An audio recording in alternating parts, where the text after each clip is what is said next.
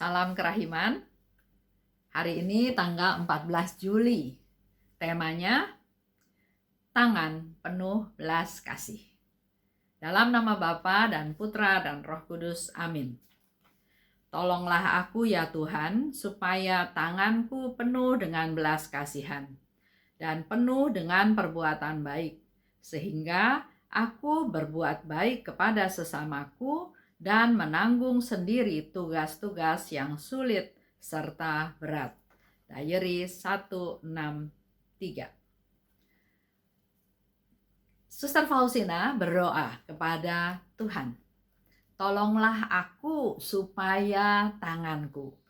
Di diary nomor 163 itu memang doa dari Suster Faustina yang minta kepada Tuhan supaya dia bisa menjadi pribadi yang berbelas kasih. Melalui matanya, melalui mulutnya, melalui telinganya, melalui pikirannya, melalui tangan, melalui kaki, dan melalui hatinya, supaya Tuhan menjamah setiap organ tubuhnya dengan belas kasihan. Dan hari ini Suster Faustina katakan, tolonglah aku untuk supaya tanganku ini penuh dengan belas kasihan, penuh dengan perbuatan baik, supaya dia bisa berbuat baik kepada siapapun yang membutuhkan pertolongan Suster Faustina. Jadi kita memang harus minta kepada Tuhan. Tidak otomatis kita menjadi orang yang suci.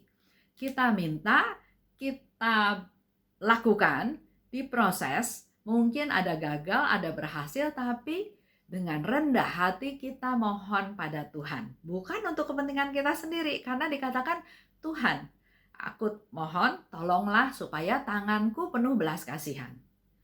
Jadi bukan untuk kepentingan kita. Tanganku belas kasih, penuh dengan belas kasihan, dan selalu melakukan perbuatan baik.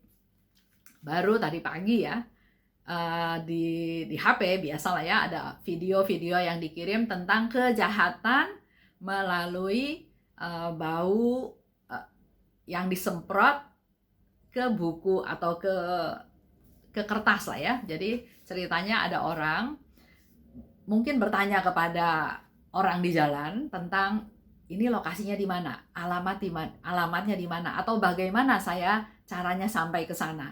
Jadi si orang yang ditanya ini memperhatikan buku tersebut, memperhatikan kertas tersebut, dan mungkin karena tulisannya kecil sehingga dia mendekatkan wajahnya ke kertas tersebut, ke buku tersebut.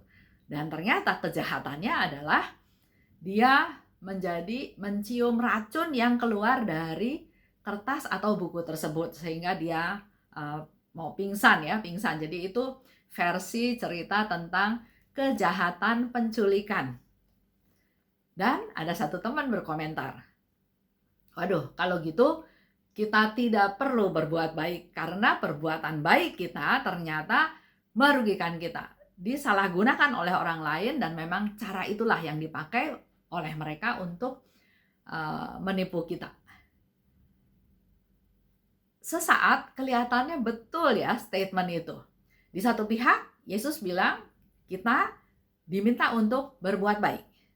Bahkan Faustina berdoa supaya tanganku penuh belas kasihan, penuh dengan perbuatan baik. Tapi kalau ketemu dengan orang-orang seperti itu, kan kita dalam posisi yang dirugikan, posisi celaka. Tapi Tuhan itu luar biasa baik. Tuhan memberikan satu pencerahan bahwa kita tidak boleh punya statement tidak usah berbuat baik. Karena yang Yesus minta adalah supaya kita berbuat baik. Nah, untuk supaya kita tidak disalahgunakan oleh orang-orang jahat, berdoa. Berdoalah supaya kita selalu ada dalam perlindungan Tuhan. Selalu ada malaikat Tuhan yang menjaga kita supaya kita dijauhkan dari mereka-mereka yang jahat. Dan sekaligus kita juga berdoa supaya mereka-mereka yang mau menipu, yang mau menghipnotis atau apapun yang melakukan kejahatan, supaya mereka sadar. Jadi bukan berarti dengan banyak masalah kita jadi tidak usah berbuat baik, karena itulah tujuannya si setan, supaya dunia ini semakin kacau, semakin tidak ada orang yang berbuat baik. Tapi kita sebagai muridnya Tuhan Yesus tetaplah berbuat baik. Hanya kita harus berjaga-jaga dengan berdoa. Kita hening sejenak.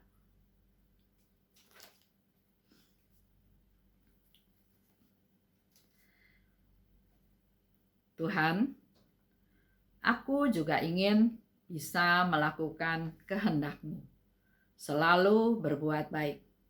Berkatilah tanganku Tuhan, supaya penuh belas kasihan dan penuh dengan perbuatan baik sebagai suatu persembahan untuk-Mu. Yesus, Engkau andalanku. Dalam nama Bapa dan Putra dan Roh Kudus. Amin. Berbuat baiklah selalu. Terima kasih. Salam kerahiman.